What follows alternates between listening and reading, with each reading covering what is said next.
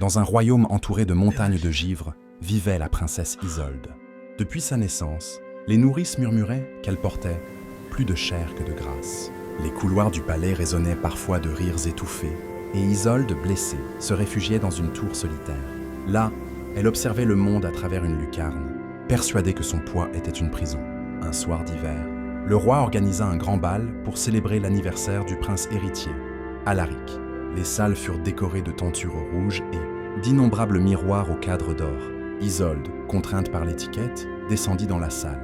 Mais à peine franchit-elle le seuil que les regards se posèrent sur elle, lourds de jugements silencieux. Elle repartit en courant, laissant derrière elle un souffle glacé. Le prince Alaric, témoin de la fuite de sa cousine, sentit monter en lui une colère froide. Depuis toujours, il méprisait les moqueries et les injustices. Mais ce soir-là, quelque chose se brisa en lui. « Assez !» lança-t-il à la salle médusée. Et il quitta le bal, laissant les musiciens figés et les danseurs muets.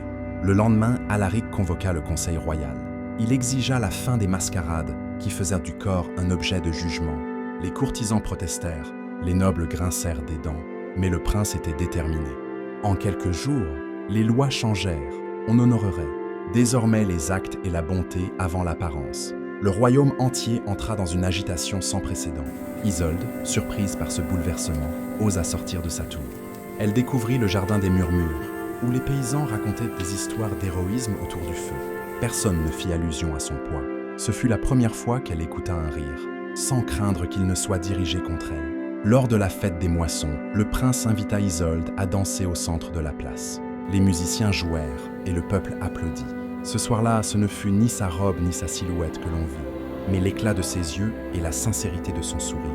Les années passèrent et le royaume prospéra sous le règne d'Alaric. La légende raconta que tout avait commencé le soir où une princesse humiliée avait inspiré un prince à changer le monde.